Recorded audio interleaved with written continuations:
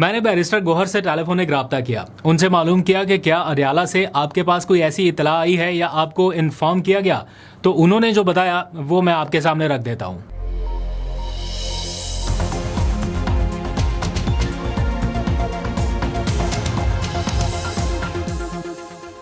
बिस्मिल्लाहिर्रहमानिर्रहीम, अस्सलाम वालेकुम। पाकिस्तान और दुनिया भर में देखने और सुनने वालों को अब्दुल कादिर का सलाम। पाकिस्तान में 25 जून की रात है। आज बजट सेशन भी नहीं था और वैसे भी मुहर्रम की वजह से छुट्टी का रोज था, लेकिन फिर भी खबरें आने का सिलसिला जारी है। खासतौर पे अडयाला के हवाले से बताया जा रहा है कि मुलाकात का कोई रूट चेंज करने की कोशिश हो रही है।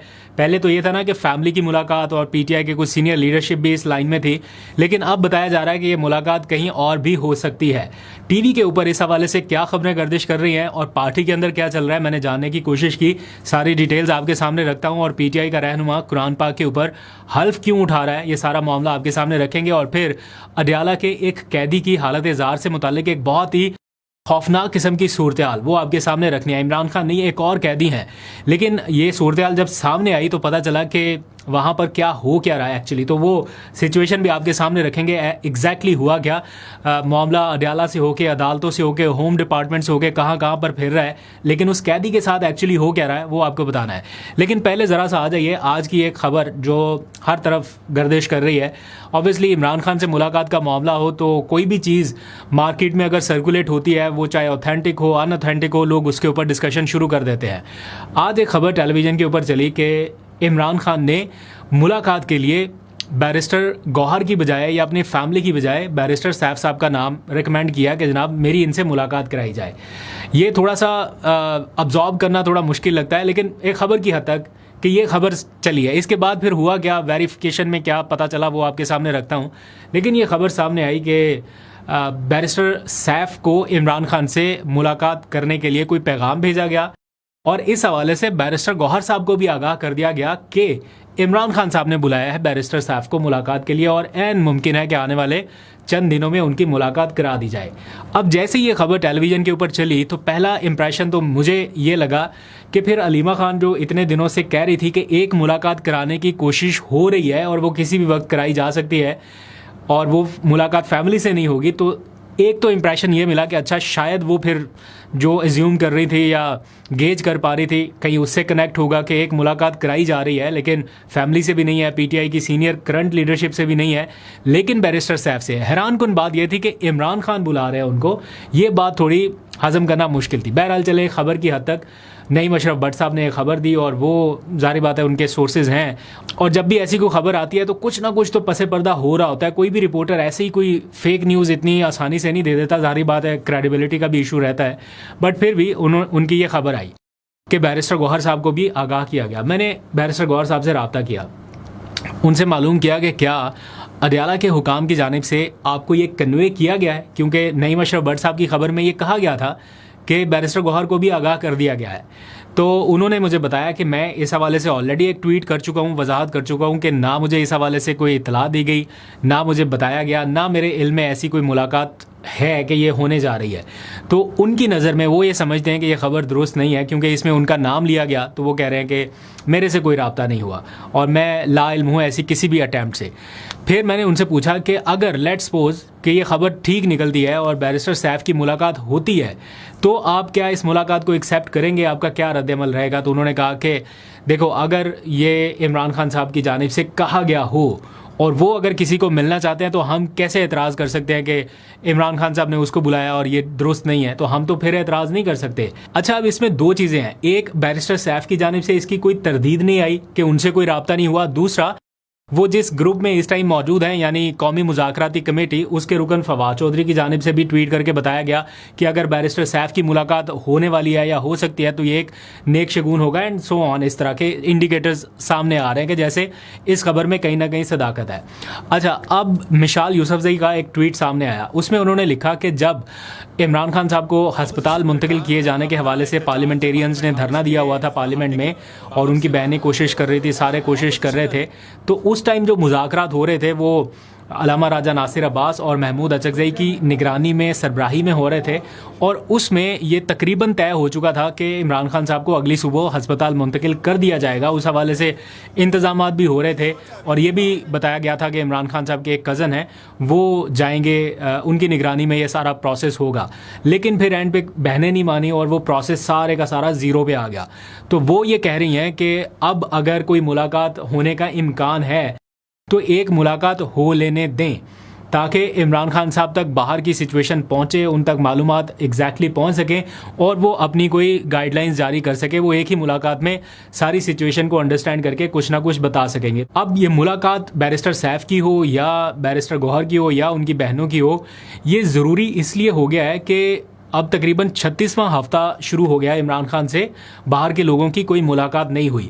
अंदर जेल में किसी कैदी के साथ क्या हो रहा है वो बाहर के लोग नहीं जानते, और एग्जैक्टली एक कैदी की सूरत हाल से मुतालिक कुछ मालूमात सामने आई हैं। मैं जल्दी से ये आपके सामने रख देता हूँ, फिर आगे चलते हैं। पीटीआई के एक एमएनए हैं, वो हल्फ उठा के कुछ बातें बता रहे हैं, उनके बारे में भी ज़रा डिस्कस करते हैं। साकिब बशीर साहब हैं, इस्लामाबाद हाई कोर्ट को कवर करते हैं। उनकी वॉल से मैंने ये पूरा ट्वीट उठाया। उन्होंने एक केस को रिपोर्ट किया कि उनकी आंखों के सामने इस्लामाबाद हाई कोर्ट में एक कैदी से मुतालिक केस था।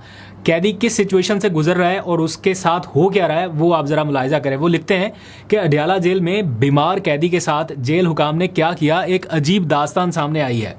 कैदी ने तिब्बी बुनियादों पर जमानत के लिए इस्लामाबाद हाई कोर्ट में दरख्वास्त दायर की, जिसमें मौक़िफ़ इख्तियार किया गया कि उसका इलाज जेल में नहीं हो सकता, लिहाजा उसे जमानत दी जाए ताकि वो अपना इलाज बाहर करा सके। और दिलचस्प बात यह है कि इस कैदी को जब डॉक्टर्स ने जेल में चेक किया तो उन्होंने फौरी तौर पर इसको रेफर कर दिया कि इसे हस्पताल मुंतकिल कर दिया जाए, बहुत ज़रूरी है, इसका इलाज यहाँ पर नहीं हो सकता। इसके बाद ही इस कैदी ने जमानत के लिए दरख्वास्त दायर की थी।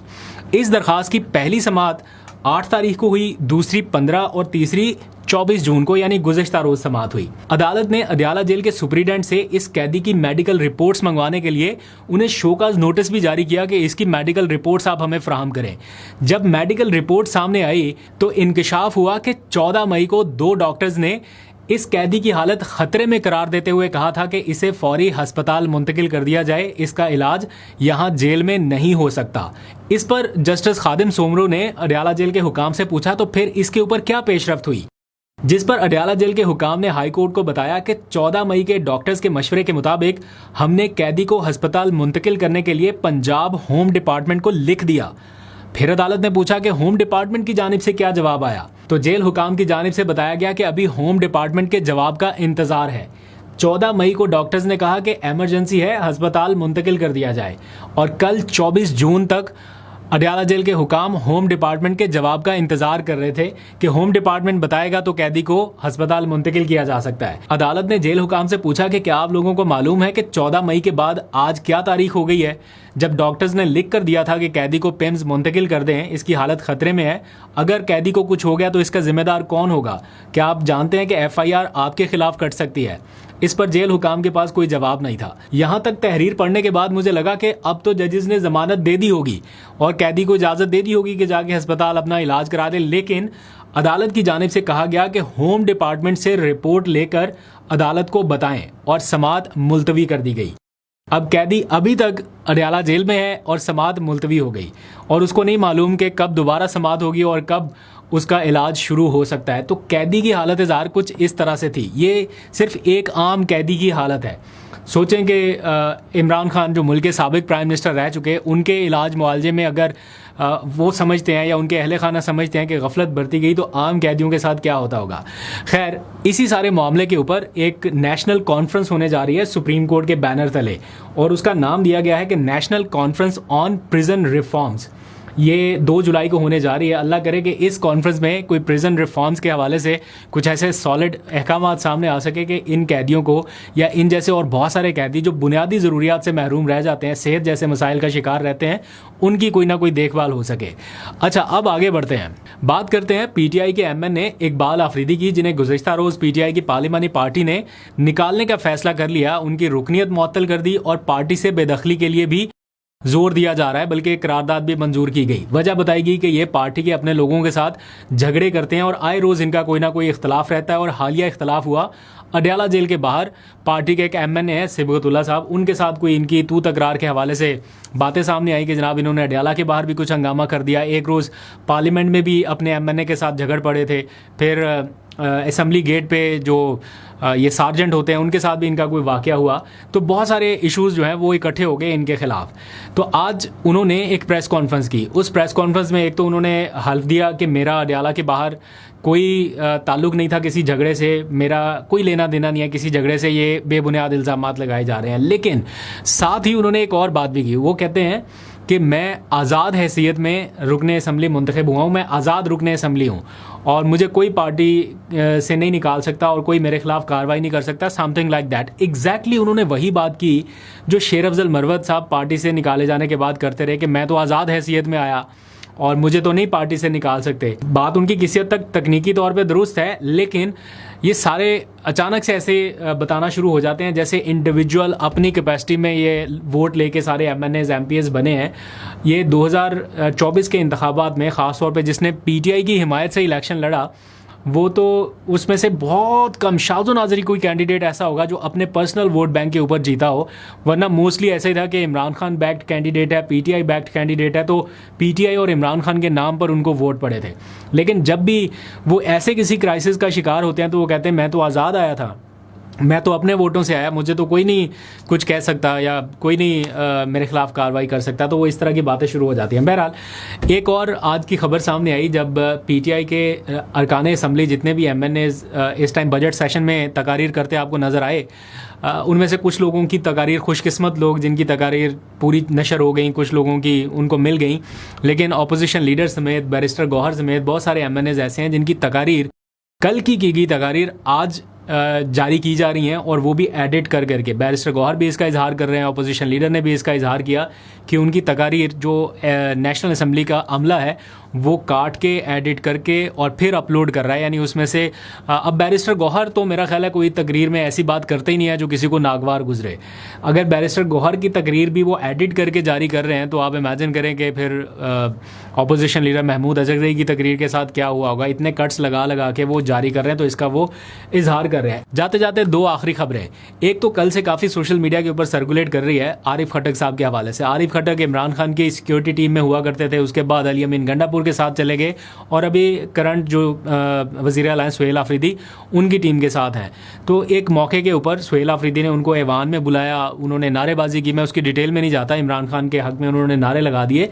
तो ये थोड़ा कॉन्ट्रोवर्शियल मामला हो गया। इसके ऊपर काफ़ी सारे लोग कह रहे हैं कि वो सरकारी मुलाजिम थे, उनको ऐवान में इस तरह बुला के और नारेबाजी, तो जो वो है मुखालिफ ग्रुप है उनको मौका मिल गया, वो इसके ऊपर तनकीद कर रहे हैं। बहुत सारे PTI के अपने लोग भी ये कह रहे हैं कि ये ना होता तो बेहतर था। बहरहाल ये सारा एक इशू क्रिएट हो गया, अब सोशल मीडिया के ऊपर अंडर डिस्कशन है और काफ़ी सारे लोग इसके ऊपर अपने तबसरे तजिए कर रहे हैं। आप लोग भी अपनी राय का इजहार कर सकते हैं। तेल की कीमतों में कमी के हवाले से शायद जब आप ये व्लॉग देख रहे हो तो कोई ख़बर आपके सामने आ जाए। ट्रेंड चल रहा है कमी के हवाले से और आज भी एक्सपेक्टेड है कि कमी होनी है। लेकिन जो ऑयल कंपनीज़ हैं जिनका गठजोड़ है एक तरह से, जिसे OCAC बोलते हैं, यानी ऑयल कंपनी एडवाइजरी काउंसिल, वो कह रहे हैं कि जनाब पेट्रोलियम मसनूआत की कीमतों में अगर मज़ीद कमी हुई या इतनी ज़्यादा कमी हुई तो आवाम को दिए जाने वाला जो रिलीफ है वो हम पर बोझ बन के मुंतकिल हो जाएगा। यानी उन्होंने पेट्रोल महंगे दामों ख़रीदा, अब वो कह रहे हैं कि हम सस्ता दें तो हमारे साथ ज़्यादती हो जाएगी। ये वही कंपनीज़ हैं जिन्होंने अरबों रुपया कमाया जब पेट्रोल इन्होंने सस्ता ख़रीदा था और महंगा होने पर आवाम को महंगे दामों बेचा। अब सस्ता होने पर ये कह रहे हैं कि इतना सस्ता नहीं होना चाहिए। अब इनको मसाइल हैं। बहरहाल हुकूमत कोशिश कर रही है कि थोड़ा सा और सस्ता हो जाए।